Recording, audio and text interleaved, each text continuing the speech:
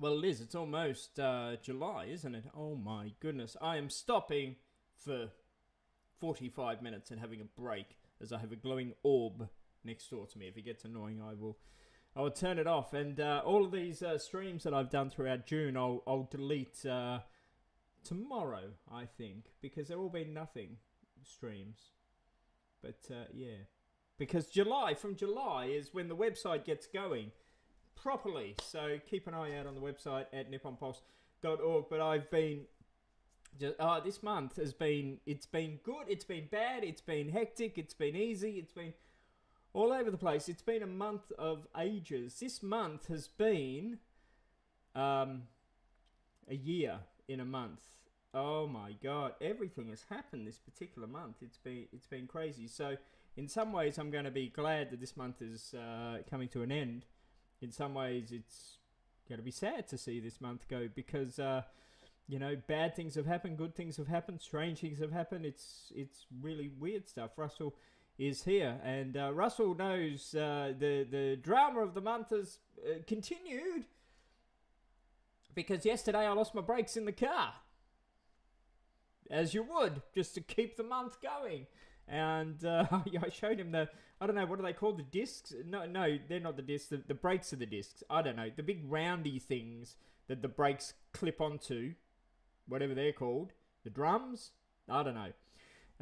When the mechanic-y dude, I don't even know what they're called, showed me them, he said I could stick it on a record player and he's pretty sure it would sound like a Beatles record. He said they were just absolutely ripped to bits. So where I lost my brakes was miles away.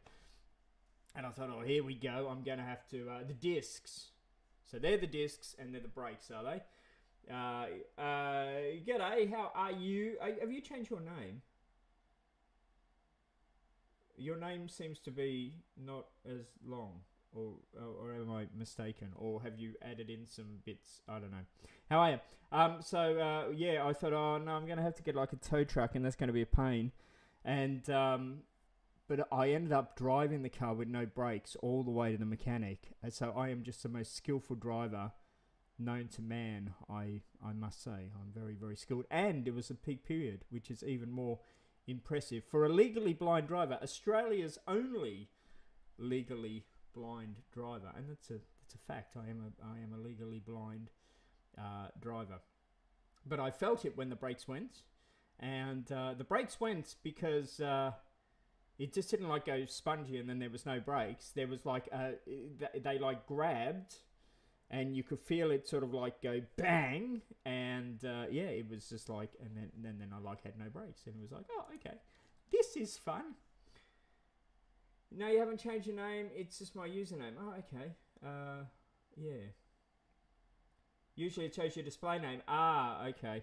Again, I've got a bit of really weird memory. This month, my memory's been really weird. And again, I guess it's because the aneurysm's still draining itself. So I'm putting it down to I've got a bit of short-term memory loss thing going on this month. But again, I'm still adjusting to the medication, so like this month's been a bit weird, and I've had a bit of the flu going on as well, and I mean a lot of stuff's been going on this month, so this month my brain's just been a bit, but we're getting there. It's kind of going up and down and all around the place.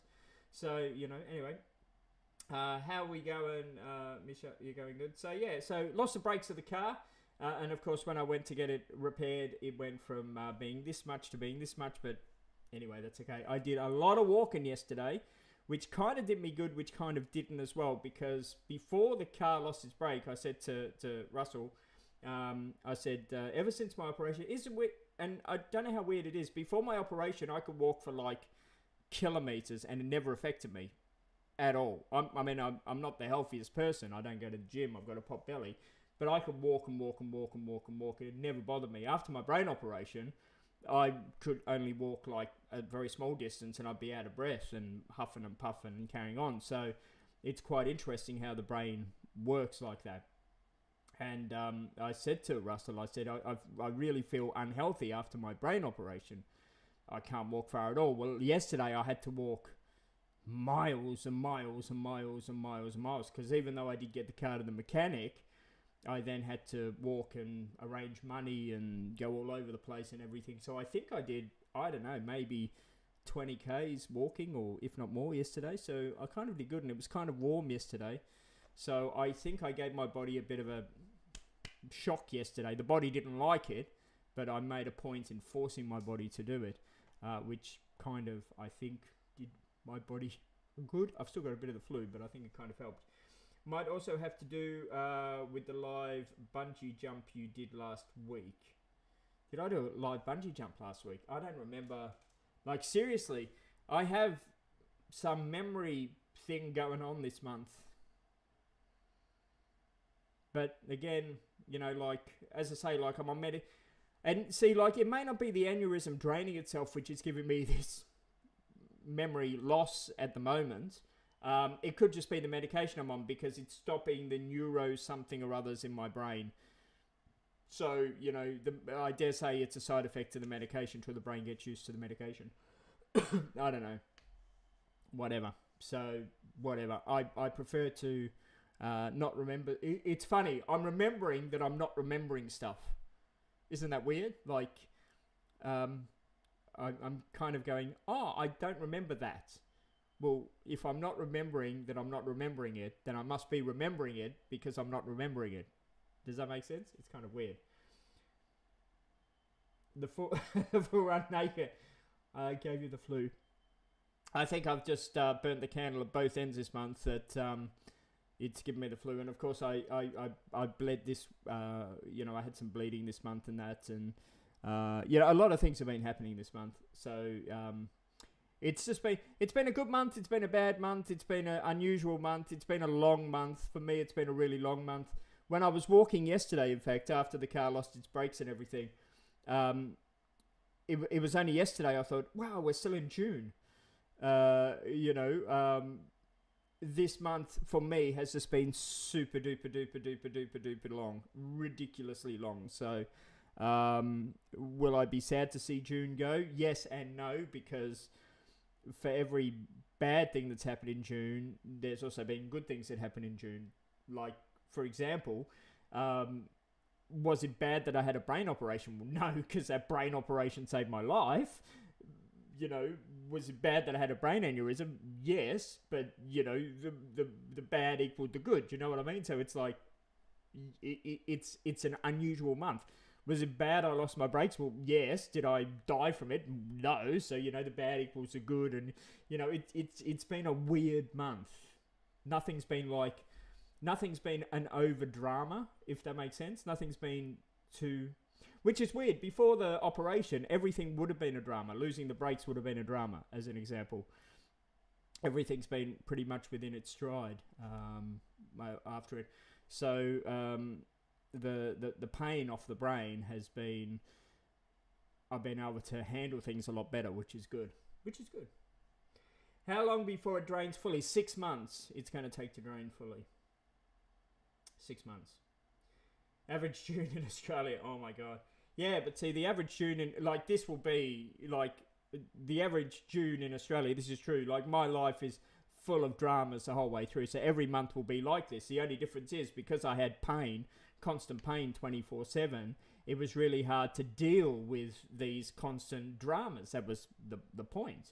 So even though I did cope with the dramas, it made me angry. It was hard to, even though I managed to get through all the dramas, I was angry getting through the dramas. It'd be like, oh, another, you know, effing bloody thing I've got to deal with type thing. Whereas like yesterday, I was like, yeah, I lost my brakes. You know, what do you do? I've got to walk 20 kilometers. You know what I mean? And it was like, whatever. And even like yesterday, while I was walking around trying to arrange funds and do stuff and this and the other, I walked past an oval and there was grass, and it was like, yeah, I'll sit on the grass for 10 minutes, and, you know, and I sat down on the grass and I watched a bit of YouTube and that, and I wouldn't have done that usually because I just would have been like so stressed and so angry and be like, so, yeah, I handled it better, you could say, than what I normally would have. So yeah. When was the op? The op was on the 4th of June.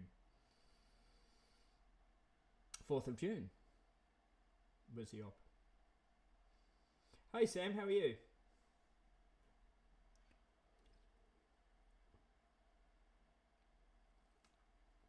So, you know, that's what 24-hour pain does to you. But Sam was mentioning yesterday that he's on blood thinners as well. And of course, I'm on a number of different blood thinners, not just one sort, a bunch of different ones. So my blood's thinner than like anything. And like I was cleaning before and I just banged my finger for no reason, like when I was just cleaning over there. And it just spewed with blood everywhere. It was like, oh my God. And like this morning when I went for the shower and stripped off, my leg, my left leg was just like bruised. Like the whole leg was bruised, as if Mike Tyson somehow, when I slept last night, just beat the crap out of my leg. So I don't know what happened in my sleep. so that's the thing as well. I'm just bruising and bleeding, which will happen till I get off them in November type thing. But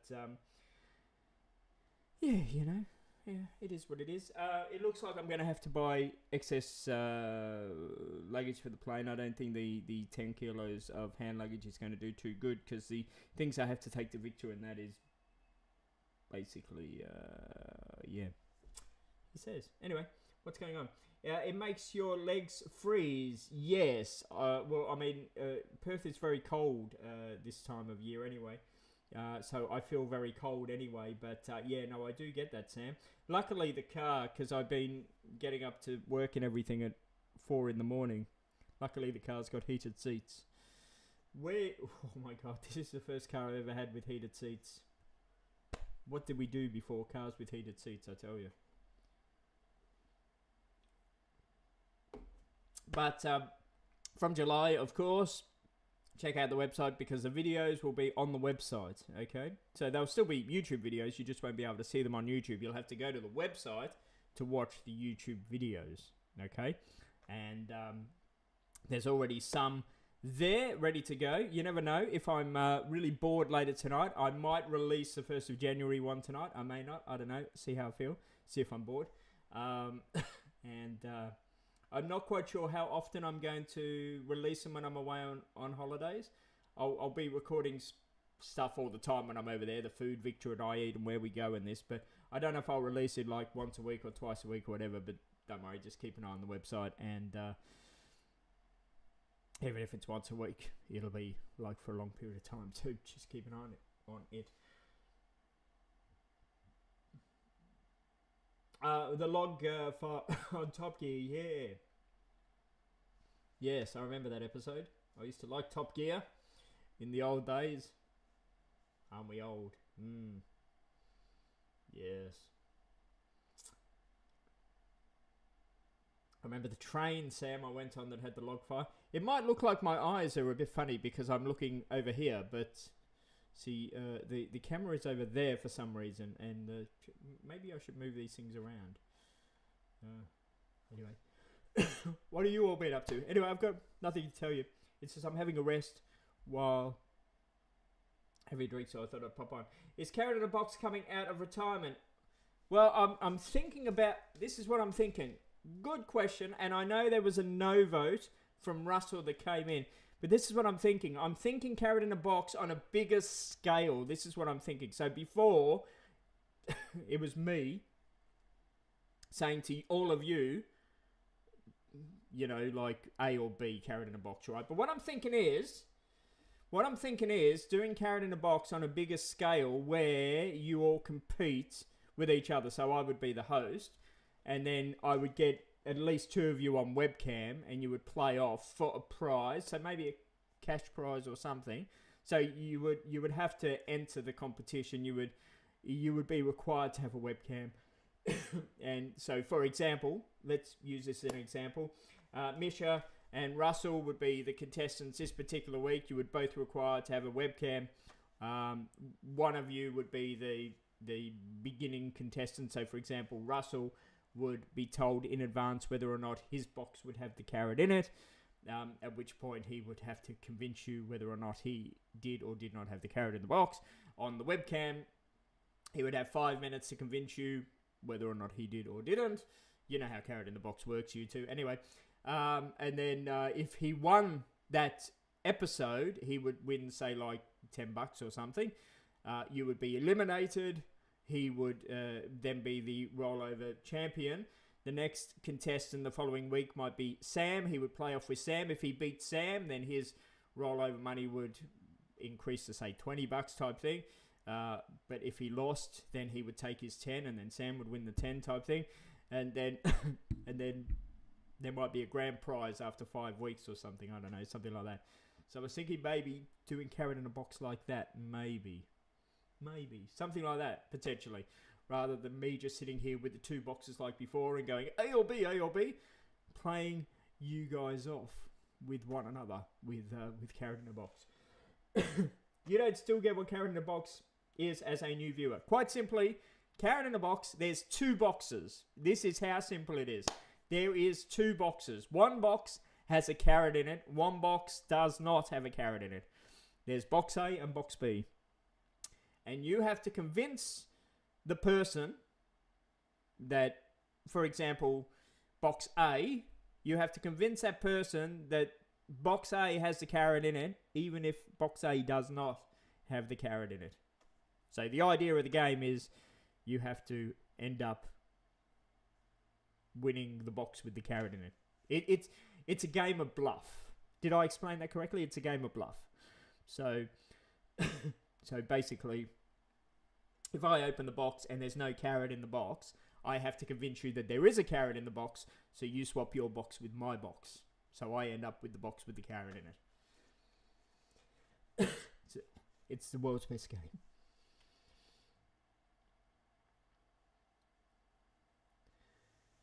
We can't do it tonight because I've got no carrot in the box. So I was thinking, maybe doing it on that kind of scale, which would, of course, require a bit of setup, which would require, when I came back off holidays, and which would require getting enough people to enter and doing pre-records, because we'd have to pre-record it, and,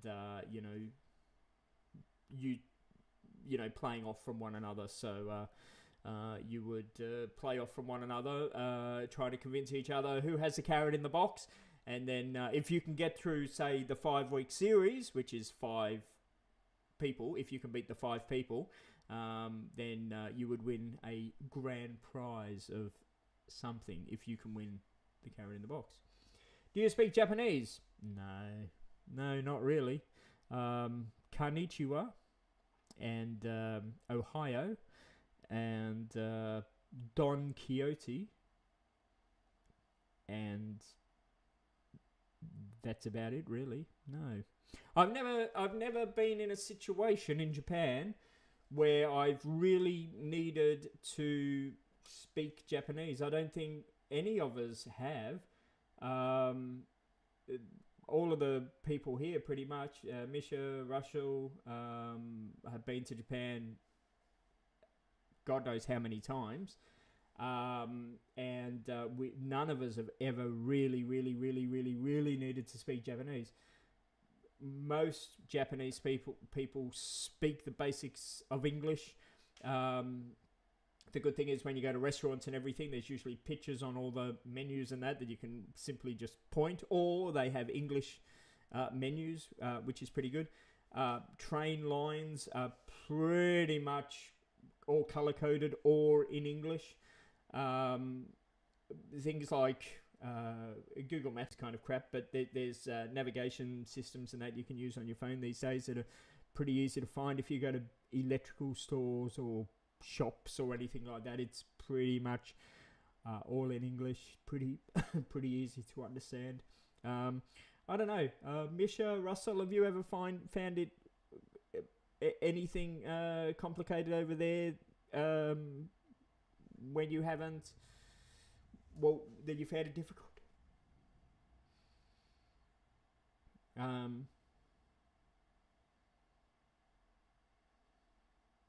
So you're going to Japan next month. Where are you going in Japan? Whereabouts?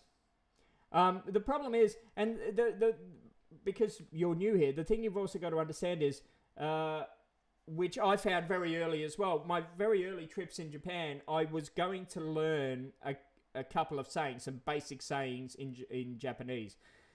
The problem is, unless, like with English, it doesn't matter how you speak English. You can speak it so incorrectly like an American, or, whatever. And people kind of understand you. They kind of get what you're saying, even though you can say it wrong. But with Japanese, it has to be exact. It has to be correct. You have to pronounce it correctly. Otherwise, close enough is not good enough, and they really don't know what the hell you're talking about. So that's why I didn't even try, because, like I stay in Ueno, for example, every time I go to Tokyo. It doesn't matter how I say Ueno, Ueno, Ueno, Ueno, Ueno. They've got no idea what I'm talking about. Doesn't matter how I pronounce it. They've got no idea. So I don't try. I simply don't try. And, they know I'm not being rude. They know I'm a tourist. As long as I smile, they totally understand. If you go one-word answers, they know what you're talking about. Like, if you say train, toilets, they know what you're talking about. It's pretty easy. And if you talk slow, they get it as well. Just don't do complicated sentences. Like, if you're looking for the train, go, oh, train. Don't go, I'm looking for the train station, number 23 train to the, just train. Telling train people that I need a ramp. I guess they would figure you needed a ramp, Sam. Only when I broke down a Rainbow Bridge. Yes. No, everything is easy because I just point and smile. That's it. Just point and smile. They see you're not Japanese. That's the wonderful thing. Like, if you go to other countries, for example, Germany, you can kind of like not know that I'm not German, I guess, from my look. I don't know. So it is kind of harder. But when you go to Japan, they look at me and they go, is that man Japanese? No, they know I'm not Japanese. You know what I mean? Even though I walk around and I try not to look like a tourist now because I've been to Japan so many times and I kind of go back to the same places and I know where my favorite coffee shop is and I know where the train is and all this sort of stuff. So I try not to look like a tourist. They still look at me and they go, okay, this man's not Japanese. We'll kind of help him. And the thing is, they're really helpful. Like some places I've been to, away from the tourist areas, and try stay away from the tourist areas because, to be fair, Japanese people do sometimes get the shits with tourists in the tourist areas because tourists can act like absolute twats. But when you're away from the tourist areas, I forgot where I was. I think I was somewhere near... it wasn't Takamatsu, but let's say Takamatsu as an example. No tourists go there. And I was just walking the streets as I do because I like just walking... out in the outer suburbs. And there was this really nice street sign and it had some beautiful artwork and that on it. So I stopped to have a look at this beautiful street sign. And there was a house over in the far corner on this intersection. There was this old lady that lived in the house. She must have been like 1 billion years of age. And of course she didn't speak any English. But she saw me looking at this street sign. So she thought, oh, this man must be lost. I'll go see if he needs a hand. And she came hobbling out of her house and she came over and she was like, oh, arigato, and she's pointing, you like, do you need a hand? Do you know where you're going?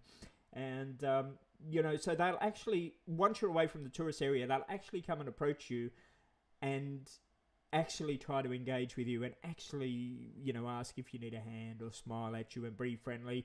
I've had like Japanese people, when I've been walking in the bush, or they turn around, come back and, give me a candy and just smile at me and that. They're very friendly people.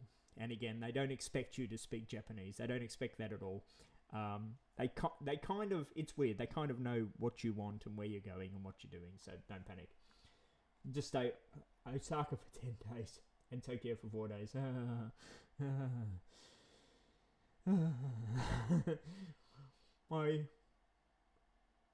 My favourite place for tourists. Yeah, okay. It's your first time. Okay, I'll forgive you. Don't do it again. Don't do it again, okay? You got to pay 10 times the amount and you're not going to get the real Japanese experience, but I will forgive you, okay?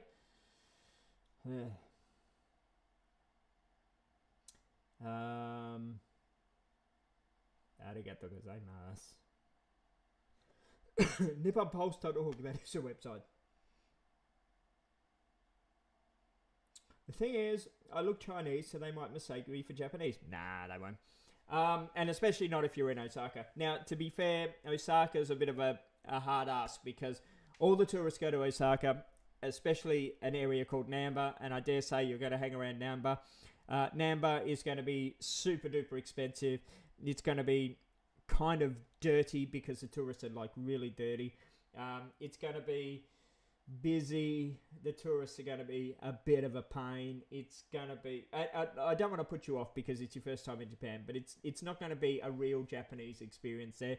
I'm sorry to tell you this. And the Japanese there are kind of like different Japanese. They're kind of like... Because they've been around Westerners and tourists for a long period of time, so they've kind of like morphed into not real Japanesian people, if you know what I mean. So most of them will speak English anyway. They're in Osaka. You're not really going to get the Japanese experience. If I can encourage you while you're in Osaka to get away from Osaka, if you can, go down the road, go to Kobe, jump on a train, go to Kobe. You don't have to hop on a Shinkansen, the bullet train, if you can't afford it. If you haven't got a bullet train pass, just hop on a local train. It will take you a little bit longer, but go down to Kobe, go up to the Herb Garden. Write that down if you've got a pen. Go up to the Herb Garden. You'll get some tourists there, not a lot. Go to the Bay of Kobe. So, in fact, the whole day in Kobe is really nice. You will get some tourists, not many.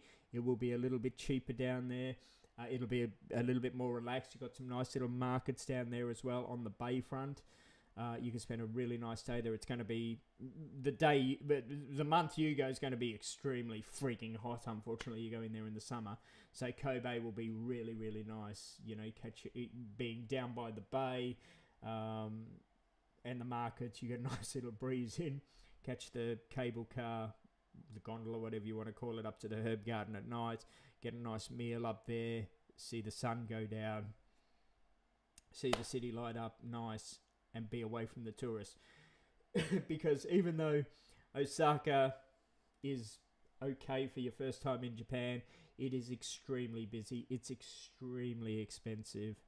And it really isn't Japan. It's like, because it's been so touristy-fied and that, I class it as like a Hollywood stage. It's kind of like the Disneyland of Japan. Do you know what I mean? And again, it's okay for your first time in Japan. It's totally fine. But if you can get away, even from Osaka, if you can just get away to where the tourists don't go, to a little country town, you know, half an hour out of Osaka or something, you'll be doing yourself a favor. And the other thing you can do as well is tourists will always be where the tourists will be, even in Namba. So when you see these streets in Namba with 50 billion people and you go, oh my god, how am I going to walk down there? Just go to the next street across. There will be absolutely nobody. Just go one street across and walk down there and miss the crowds. That's the best thing I can suggest to you. Osaka is the Bali of Japan. Good way of putting it, Sam. Good way of putting it.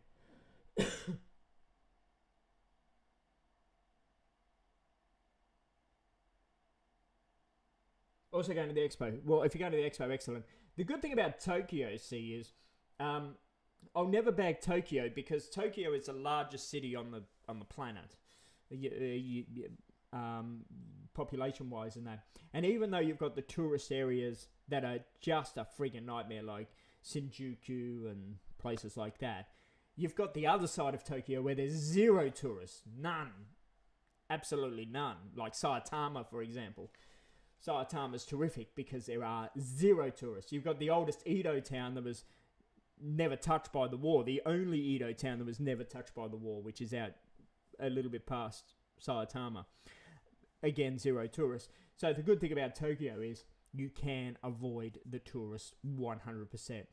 And, you know, I've done Shibuya Crossing and all that sort of stuff. It's fine, you know, you go out there and have a look.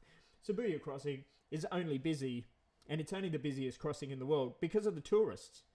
Not for anything else. It's because of the tourist fact. It's not the busiest crossing because of Japanese going to work or anything like that. It's the busiest crossing because of the tourists. That's fact.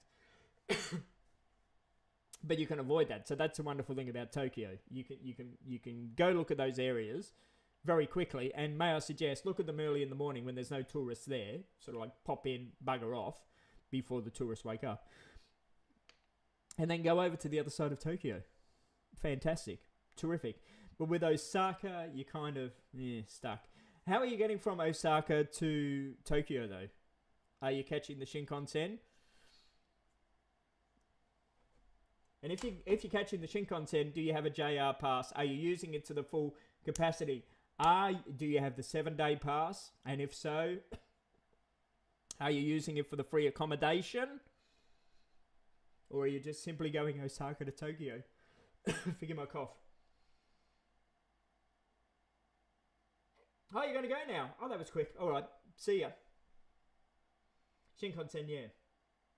How long's your pass, or are you just getting a single trip? If you're getting a single trip, slap your hands.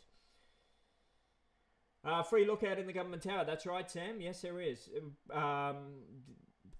There's lots of free lookouts in Tokyo. They're brilliant.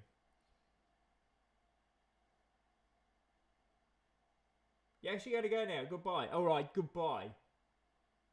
Hope to catch you again. Next time you come back before your trip, tell me how long your JR pass is for. Maybe we can do some.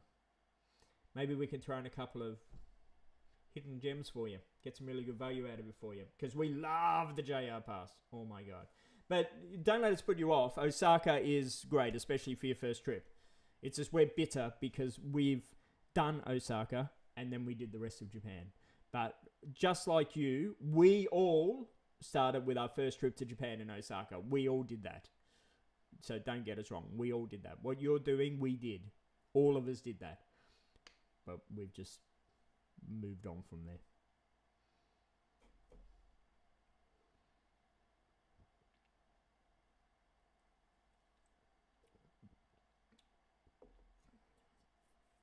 I mean, if my first trip, in fact, was in Osaka, and I was attacked by the panda, and I suppose in some ways, if my first trip wasn't to Osaka, Japan might have been too much of a culture shock for me, I guess. I suppose the first time I went to Japan, it didn't have the boom, the tourist boom that it has now, so I kind of missed that. It did have a lot of tourists, but not like it has now. And of course I thoroughly enjoyed it because of course I went back to Japan. So I guess I'm giving Osaka a really hard time, but I guess I'm giving Osaka a really hard time is because I went to Osaka, I liked Osaka, so I went back to Japan, and then I saw the rest of Japan. It was like, how can I compare Osaka to the rest of Japan once I saw the rest of Japan? Do you know what I mean? But if I had to compare Osaka to Australia, I would take Osaka any time. Do you know what I mean? Osaka compared to Australia, it's like, why would I not? The best hotel I ever stayed at in Japan, of course, was in Osaka. So, you know, Osaka does have some good points. And again, you don't have to go to Namba. You don't have to go to Osaka Castle, you know. So you can avoid those things. That's right, JR Pass, 21 days. 21 days, 7 days, going all over Japan. That's the thing. If you use the JR Pass, you get value out of it. If you don't use the JR Pass, you don't get value. Mad Hatter uses the JR Pass to its full potential, so you get the value out of it. You know, so that's it. If you use it, you get the value out of it. PayPal.com/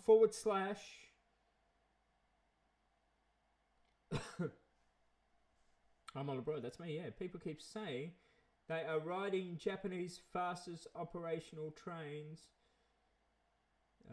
on... People keep saying they are riding Japan's fastest operational trains on white ones. It's not. Huh? Rewrite that. You can ride on the fastest bullet trains now with the JR Pass. The JR Pass has increased in price, which now allows you to ride on the fastest bullet trains in Japan, excluding the maglev, which theoretically is not an operational service. So yes, you are allowed to ride on any Shinkansen now, including the Nizumi Shinkansen, which is the fastest. Now, you can, he says, if you wish to. But but I don't find between the fastest and the not fastest Shinkansen is only like 7 minutes difference or something. So, you know, whatever. Whatever. So I think what Sam's saying is, when Sam went over there last, they hadn't changed it to the fastest Shinkansen, so you had to catch the next one down. You weren't allowed on the Nizumi Shinkansen, but they've upgraded it now, so you can.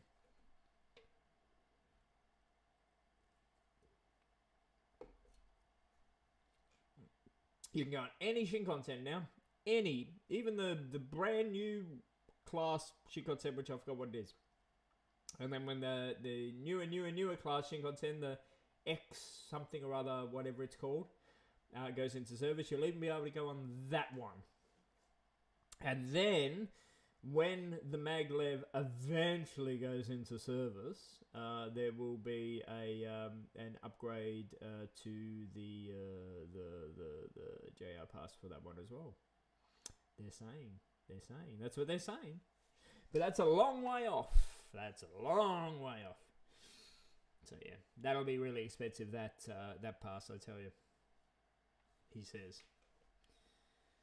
But yeah.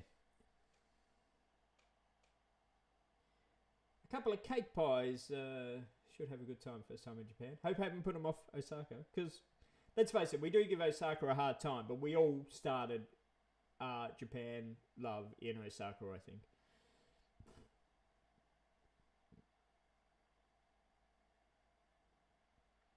Yeah, but to be fair, Sam, the E5 is not in service. Not in passenger service. So, the N700S is the fastest in passenger service. The E5, once it does go into passenger service, will be allowed on the JR Pass. But yes, Sam is being technical with his Gunzel information. That's my mother calling. I'm on YouTube, Mum. Thank you very much.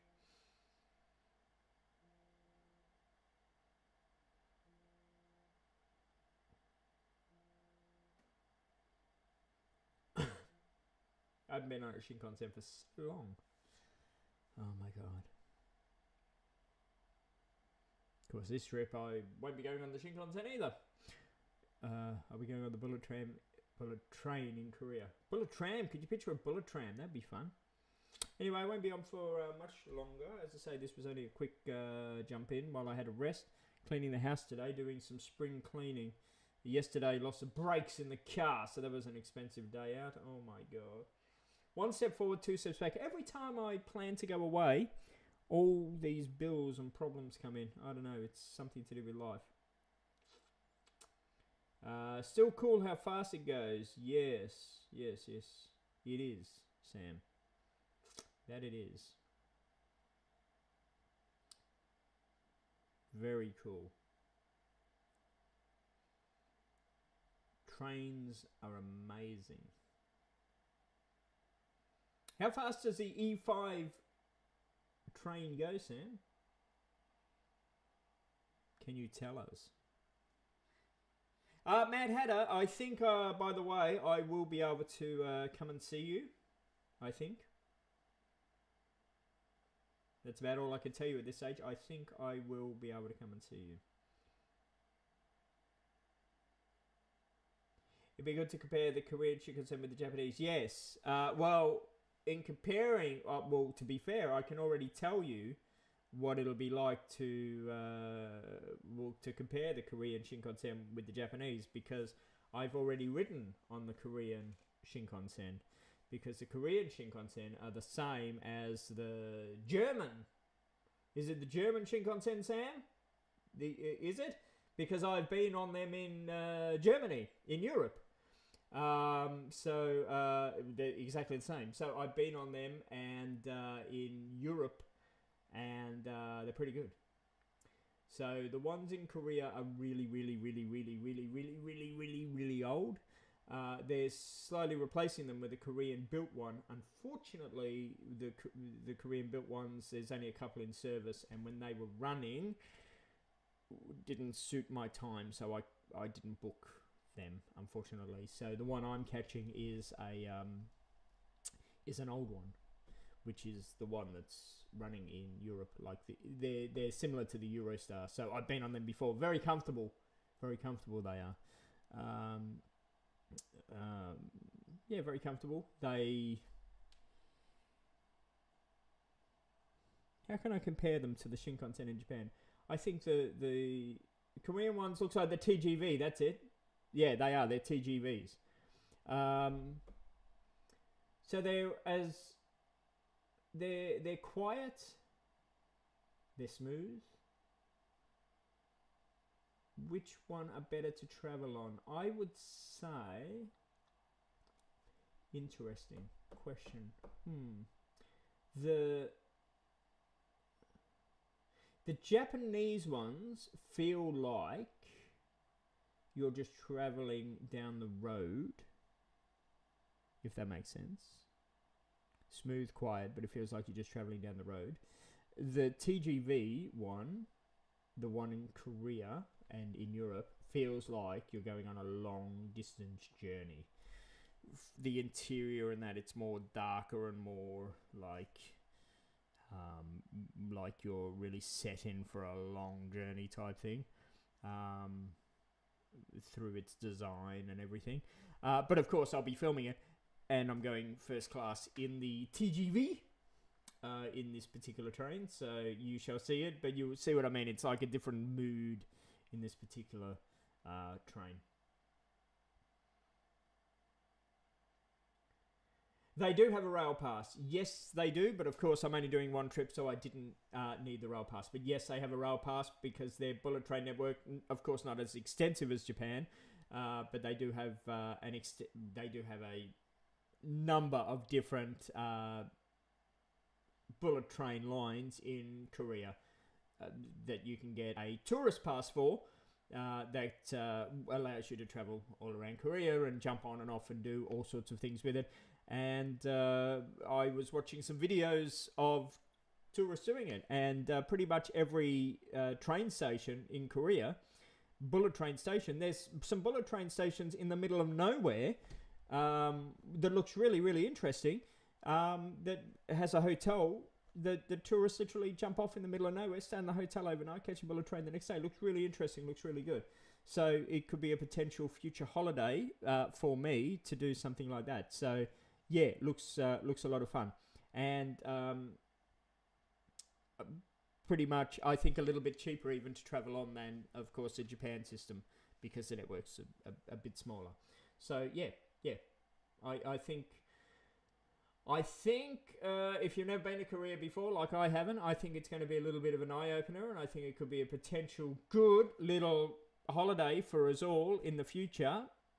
Either an extension to Japan, so next time you go to Japan, maybe to pop over to Korea for a couple of days trip, or as a little bit of a break from Japan to go do something a little bit different, maybe pop over to Korea instead for your next holiday, something a bit different.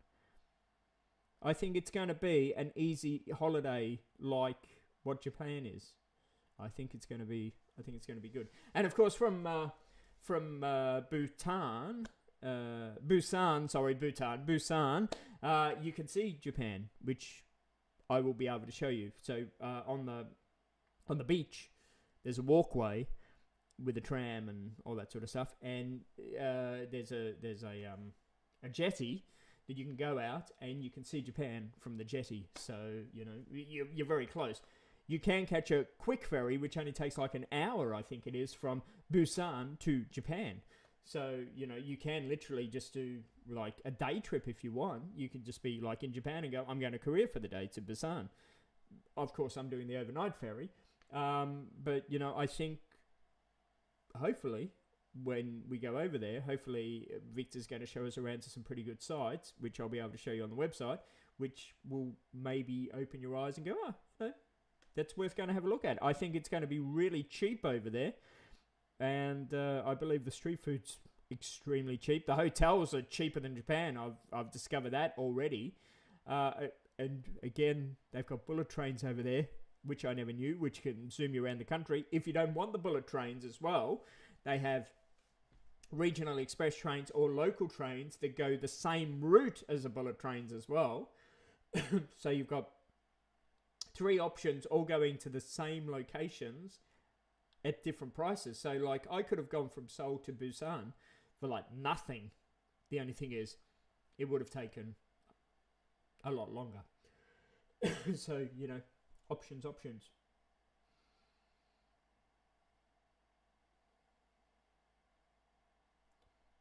KTX, yes.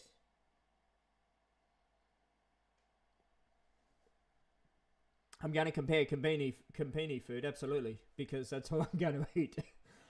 I'm like when I stay in Japan, when I arrive in Korea, in Seoul and Busan, both of those places, my hotels are right across the road from the train stations, because I haven't been to Korea before, so I don't want to really get lost, and because I'm catching trains and that, my hotels are literally across the road from the train stations. And of course, what's at the train stations, the bullet train stations, and of course that's Konbini's. So I've already checked that out. Of course, they have Konbini's there. So yeah, that's really what I'm going to be eating. And of course, like all these Asian countries, the train stations are sort of like a little mega hut for, Konbini's and shops and, some tourist attractions, and they kind of like all rotate around the main train station. So, yeah. So that's what I'm saying there. And of course, it's good for the budget as well to be able to go into a 7-Eleven or their versions of, grab yourself a, bento box or whatever they have over there. So, yeah. Yes, that's the intention. That's the intention. If you're wondering why my face is changing colour, I have a light up here. I've just realised my face keeps changing colour. I have a light up here and it's cycling through colours. Can't do much about it. Because I just looked at my camera, I thought, wow, I look really sick. And then I look blue and then it's changing colour. So yeah. But I'm not spending very long in Seoul because I arrive in Seoul in the morning. By the time I get to the hotel, it's going to be like afternoon. So I'll try get to the observation tower in the evening, I'm hoping. That's what I'm hoping to do.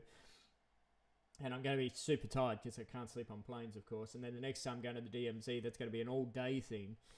And then the next day I'm going to Busan. So I'm not really going to spend much time in Seoul to show you much anyway. But Busan, I'm going to be there for a number of days.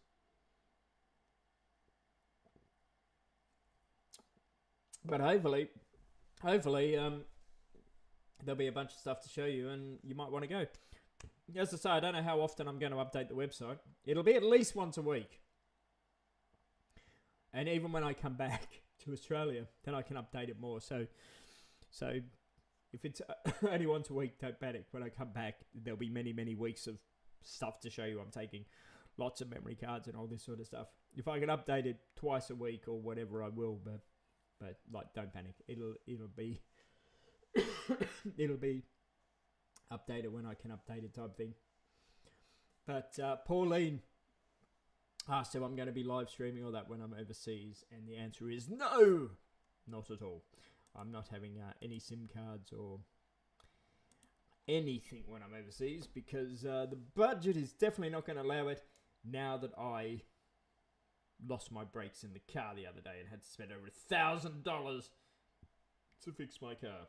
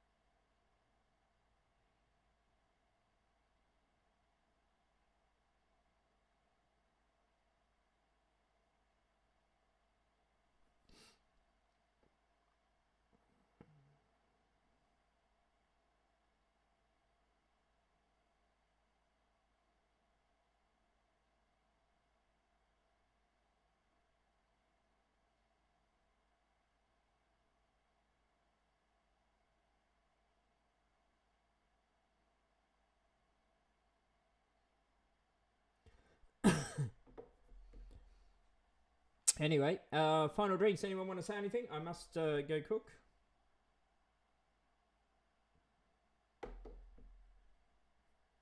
Oh my god, it's been a long day. Anyone want to say anything? The chat's gone very quiet. My sight's just got very blurry. Does this?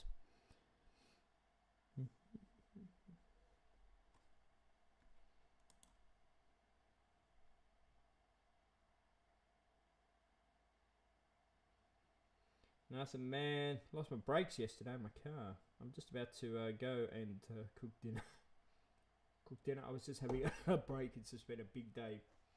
Any currency yet? None. Dude, I got no money. I just spent over $1,000 on brakes for my bloody car. Nothing. Zero. Zilch. I want to see what do you reckon my bank account's got in at the moment? My bank account's got, I can tell you. Here we go. So far, okay, this is my currency for my trip so far. I still haven't been paid for my trip yet. I still have, I've still got to pay I've still got $800 to pay on my trip. I'm still $800 short on paying for my trip, which is I've got to pay for the ferry from Sapporo to Tokyo, the accommodation in Sapporo, and $100 for Korea. And my bank account at this stage has 47 cents in it. That's after I lost my brakes yesterday. So we are right up there at the moment, ladies and gentlemen. Right up there at the moment. Boom. We're doing so good at the moment. We've been going like this month. This month it's been going like this. We're getting up there and then we go bang. You know what I mean? I reckon, after speaking about John Dobb yesterday, I reckon he cut my brake lines yesterday and stuffed up my whole brake thing. So basically we were there to pay for the rest of the holiday yesterday, and then when I was driving I lost my brakes. My brakes went. Bang. John Dobb said, we don't want him back in Japan doing content in Japan, and bang, my money went. Boom. Boom. And it all went. Supposed to cost $600. Yes. It costs more, which Russell knows because it costs more. Oh my God. Because when the brakes went, it damaged the... What did it damage, Russell? The line something or other. The line something or other. So the brake, the thing, and the line, which has the fluidy thing in, caliper line something or other, boom. So, yes.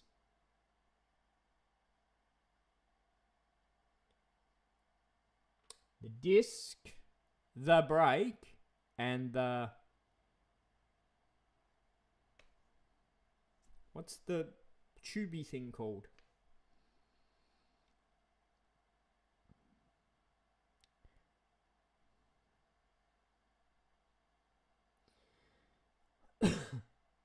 So before the trip, I have to raise. We worked it out yesterday. I've totally forgot. I have a bit of memory loss going on at the moment. What do we work out? 1,600, wasn't it, Russell? Something like that? 1,500, 1,600 between now and when I go away. That is my goal that I have to achieve between now and when I go away, which is the brake lines. That was it. Which is my rent, of course, because I have to pay my rent before I go away, and the money that I had to pay for the rest of the trip, which of course went to the brakes and that. But it happens every time I go away. Every time I go away, something happens. But we stay calm this time around. We stay calm. That's okay. We've still got 2 weeks. Anything can happen. The spa could potentially be sold. My body could be sold. Anything can happen between now and the next 2 weeks. Touch wood. Nothing else will go wrong. Okay? We've got 2 weeks to go. So, crisis over. You know, I could sleep, I don't know, anything could happen. I could sleep at John Dobbs' house for a week. Anything could happen. Anyway. What's the worst that could happen? The worst that could happen is a bit of reshuffle. So, for example, the worst that could happen is, for example, the worst that could happen is the not catching the ferry from Sapporo to Tokyo, as an example, and then having to book a Jetstar flight, because I think that would be the cheapest from Sapporo back to Tokyo, because they're cheaper than Peach. So that would be one option. That would be a big saving. There would be options. I'll jiggle some stuff around. There'd be something. Anyway, there will be options. I just haven't figured those options out yet. We've got 2 weeks to go. 2 weeks to go. But, yeah. I mean, I prefer the breaks to have gone with 2 weeks' notice than the day before I was due to go away. You know what I mean? So,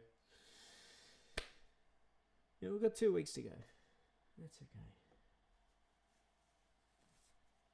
Had a feeling they were going to go, because we talked about it the other day, remember?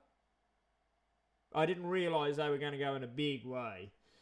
They went in a very big way. But, you know, yeah. But, yeah, the line... When they went, they took out the lines as well, which was the problem. So, anyway, that happens. They're fixed now, so... Which means I can just work really hard. So, my theory is, if I... and you know, doing the whole Uber Eats thing, if I do like 100 a day, which doesn't sound like much, but it is when you're doing Uber. Oh my god, it's impossible to hit 100 a day. If I hit 100 a day, I might get there. What time? Here's the first flight. I'll tell you offline. It's not wise giving this information online. How much am I selling the spa for? Maybe 200-ish.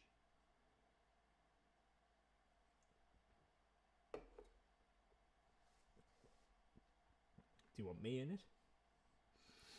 I don't know. Maybe 200? 250? I don't know. Haven't decided yet. I'm not allowed in the spa. That's the thing. So... I'm not allowed in a spa anymore. I'm not allowed in an onsen. I'm not allowed to drink alcohol. Oh my god. I'm not allowed in a swimming pool.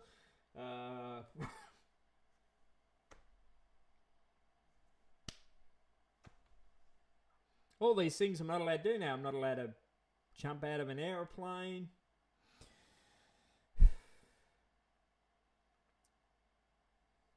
Man. Anyway. A lot of things can happen within the next 2 weeks, so we're not stressed at this stage, not panicking at this stage. You know, we'll see what happens. But yeah,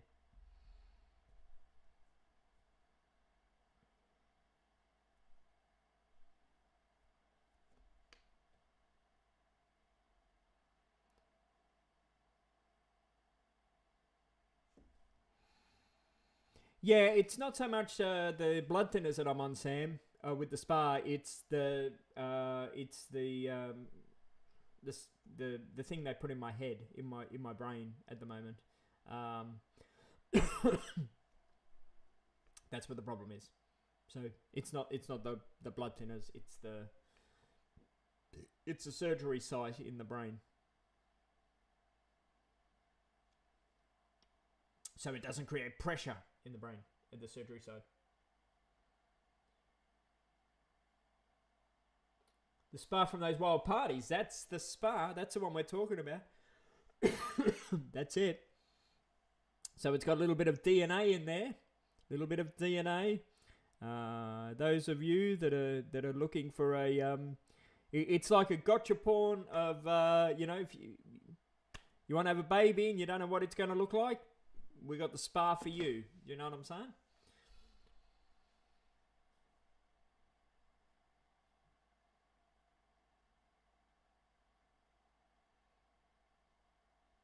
Yeah, so that's a reason, Sam. I can't go in anything that creates pressure on the brain at the moment. So yeah, and then as for the alcohol, the medication I'm on, basically they said creates effects of the alcohol or something or other. Because it's playing neurologically with my neuro something or other. It's dangerous if I drink alcohol because the neuro something the medication's turning off the neuro something or others. Yeah, whatever. It would help if I listened to my doctor. No bungee jumping, no. And of course, it's the spa and the onset and the pool, and that's only till November. The alcohol's for life, unfortunately. Unfortunately. My nothing phone keeps beeping at me.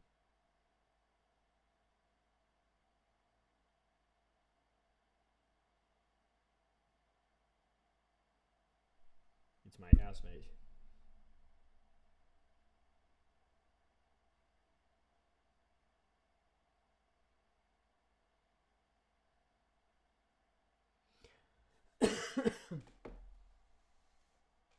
Can you earn money without a car?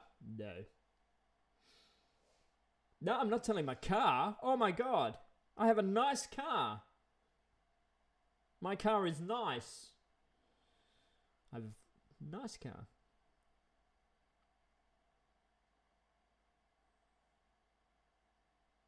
Well, I guess electric wheelchair people can't drive if drunk.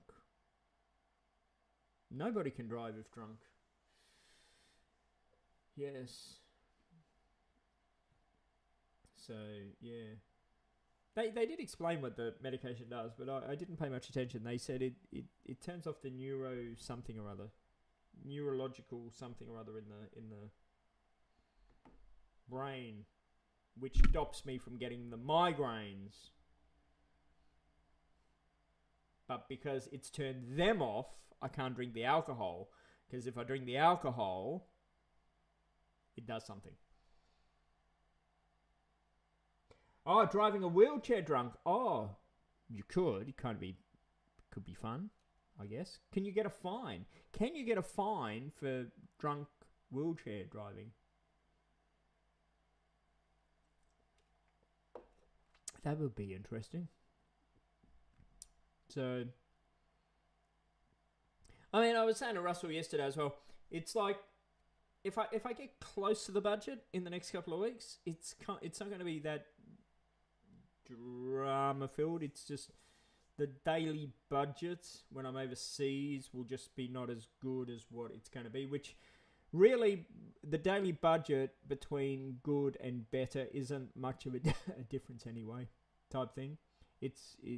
My daily budget is not going to be huge anyway, so it's going to be sort of like or type thing. So it's There's really only 2 big days. Not 2 days.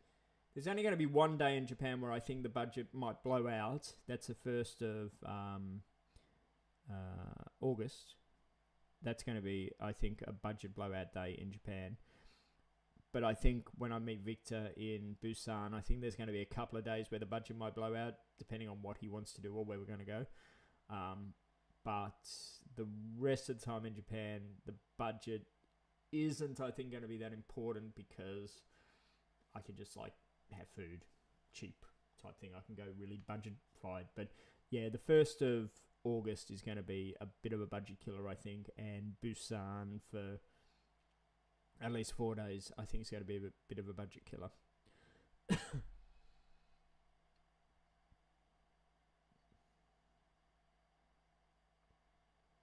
But in saying that, I mean, Victor might go real cheap, I don't know. But I think Victor's going to want to take me to, you know, those tourist places to do those tourist things. So, yeah.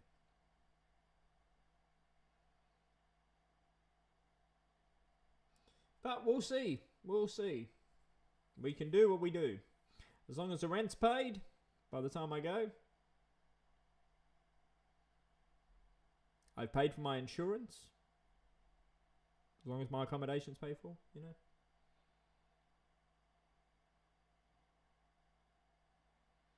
Yeah, they put the lock on the wheelchair.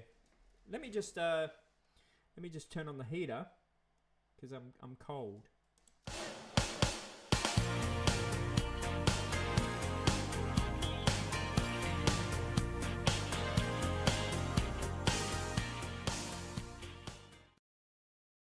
So, the website might go live tonight. It may not. If not, it'll go live on the 1st of July, because that's the whole idea. And then all these streams we've done over the past few days will be deleted from the YouTube. It's just, you know, been bored over the past few days. But again, when I do start the website from July properly for this Korea, Japan thing and that, I don't know how often it will be updated at least once a week. I'm hoping for twice a week while I'm overseas, but I'm not going to be live streaming. But I will be recording like everything, every meal we have or any tourist attraction or that we go to or whatever. So when I come back, of course, I'll be able to upload more. But the idea is, because it's going to be like a blog plus videos and that as well, I don't want to bore you by having to read stuff every day. But the videos will be there as well. You'll have to watch the videos on the website. You won't be able to watch them on the YouTube channel. So just keep going back to the website, okay? You won't miss out on anything. It's just, it might only be updated once a week or twice a week. I'm hoping Wednesday and Saturday type situation. It might be more, it might be less, I don't know. But it'll at least be at least once a week. Does that make sense? So the first update, the first thing is ready to go. The first 3 things are ready to go. And the first one is on the 1st of July. It may be today. If I get bored, I might release it early, just to get things underway. And again, it'll be like what's already on the website. So it'll be like a written story with videos, some photos,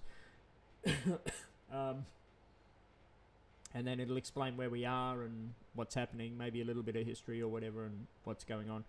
And then when I come back to Australia, of course, there will be a bunch of videos and that which I'll record over there, and then we'll update more regular once I get back. So, you know, the DMZ stuff, for example, when we go to the DMZ, it's no good me trying to upload all that sort of stuff when I'm over there on mobile data and all this sort of stuff. In fact, I'm not going to have mobile data. I'm not getting a SIM card. So I'll upload all the DMZ stuff and that when I come back to Australia. So please keep an eye out on the website, NipponPulse.org, if you want to see that. And if you want to see the bullet trains in Korea and what Victor and I get up to. And I'll be uploading any photos. The photos and that I'll be able to upload a lot quicker and that on the website as well. That'll be on the Pulse board. There's a Pulse board section, so there's 3 different sections on the website. There's the blog page, ignore that for this trip. There's the stronger section. This trip will be in the stronger section, because I'm apparently feeling stronger, even though I've got the flu at the moment. So the trip will be in the stronger section. And then there's the pulse board. Any photos, any random photos we take during the trip, just to quickly upload them without any stories or that associated with them, I'll upload them into the pulse board. So check the pulse board. You most probably find the pulse board will have some photos uploaded on there every day. Just, here's a photo type thing. No explanation needed. Here's a photo of just, us at the beach or us having a crap on the toilet, whatever. Check the pulse board. There's a link there. Thank you, Bad Hatter. NipponPulse.org. Pulsating board. It will be if it's a toilet photo. Pulsating board. So, yeah. So you won't be able to see the videos for Korea or that on the YouTube. You'll have to go to the website to see the videos. And if you go there and there's no update, if there's no new video, check the next day, check the next day, check the next day. I'm going to try release them when I do upload it at roughly, I could forget, but roughly 9 o'clock a.m. their time, Perth time, their time, Perth time, 9 a.m., which is 9, 10, 11, 12, which is 12 o'clock Australian Eastern Standard Time. So if it's like 12 o'clock lunchtime, Australian Eastern Standard Time, or 9 o'clock their time, and there's nothing uploaded, then check the next day. But the first release will be on the 1st of July. 1st of July. Does that all make sense?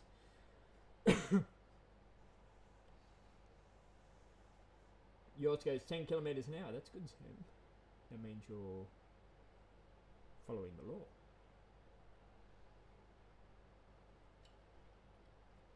Because they should only go 10k, shouldn't they? And the first 3 videos, blogs, the first 3 will be just ones in Perth, just to get us underway, get us rolling, and they will star Bella in them, just to explain what's going on. So the first 3 will be the Boorloo, South Perth, and Boorloo Bridge, which I know that sounds really riveting, but they built a brand new multi-million-dollar bike bridge here in Perth, and I know that doesn't sound very exciting, but you wait till you see this multi-million-dollar bloody bike bridge they built in Perth, and you sort of go, oh my god, Melbourne is so broke, and look what they built in Perth. This bridge has the biggest boomerang in the world on it, but you wait till you see the light display on this bridge. It's like insane. So the Boorloo Bridge is going to be like episode 1, 1st of July, just to get us going, because I was learning how to use my new camera. Episode 2, which you've kind of seen before, but we have a look at Optus Stadium, the largest optic fibre display in the world, and I'll show you where they're going to be putting the new racetrack down there. And episode 3 is the kilns, which I thought were kilns, but they're not, they're kilns. Kilns.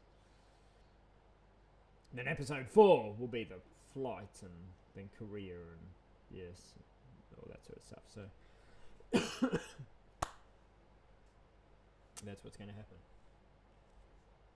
he says. NipponPulse.org. Perth is filthy rich. Crazy rich. Crazy rich. And it doesn't give any of its riches to the citizens. That's a weird thing about it. Nothing to the citizens.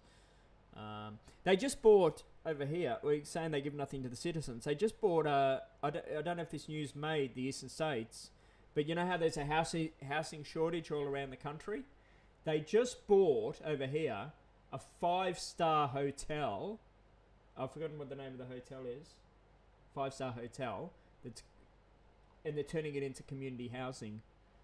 And may I say, the next door neighbours, because like all around this 5-star hotel is luxury apartments, and the people that have all these luxury apartments are quite pissed off at the moment, because this 5-star hotel is going to be community housing.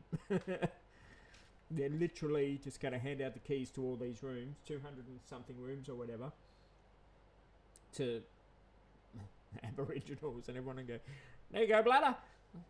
There's your now community housing. So, yeah. Let me see if I can find the name of the hotel.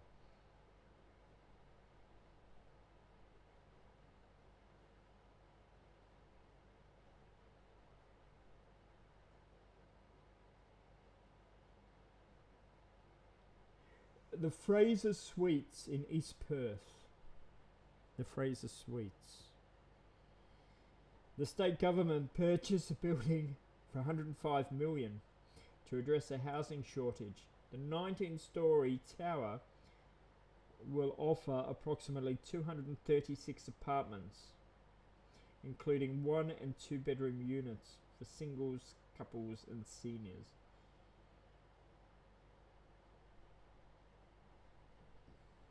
And that's and the thing is, there's no parking here. Oh my god. Let me see if I can Fraser Suites.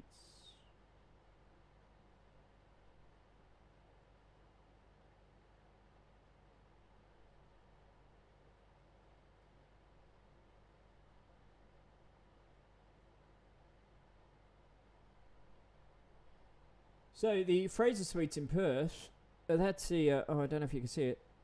Oh, it's a bit bright. That's the swimming pools in the Fraser Suites in Perth. I know it's hard to see, but Google it. So these are that's what the bedrooms are like, and this is now going to be community housing. Thank you very much. So yeah, like oh my god. So there we go.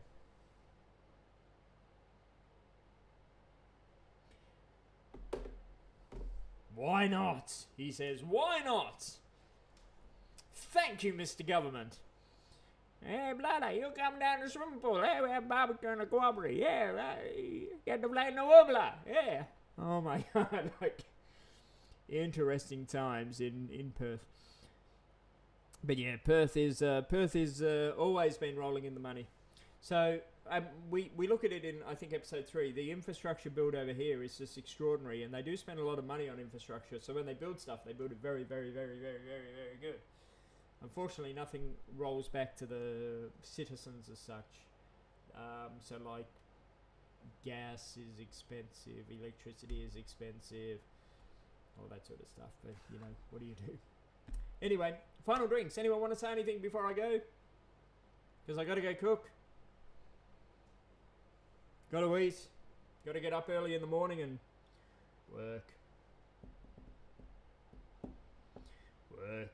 Try and earn the money for my brakes, for my car. I'd like to thank Gloria Jean's Coffee this morning for giving me a complimentary coffee.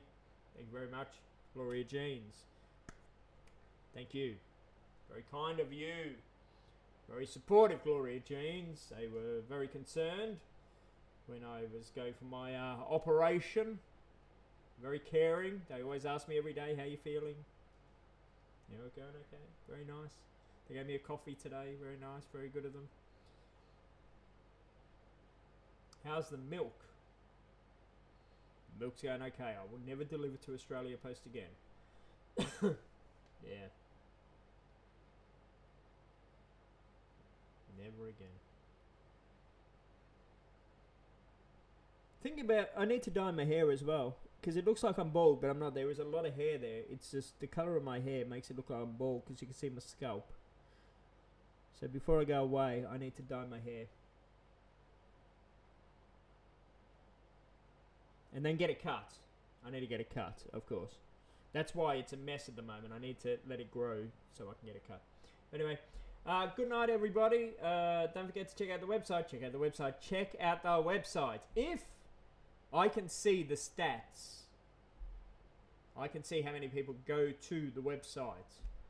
If I get a bunch of people look at the website tonight, I will release the 1st of July video early. But you got to go to the website now. I'm not going to release it until I see a spike in the figures tonight. If I see a spike in the figures tonight, I might release it tonight. But I need to see a spike of the figures. If I don't, it's going to be the 1st of July. That's really nice. They have my favourite coffee. Yeah, they're really nice down there at the Gloria Jeans I go to. A couple of older people. You know, they're not young staff down there. But no, they're really nice people. They're really nice. Anyway, wherever you are in this big, wonderful world, have a good morning, afternoon, evening, or night. We'll see you at the Nippon Pulse, whatever it is, soon. Have a good one. Don't forget. See this? See this? Arigatou gozaimasu!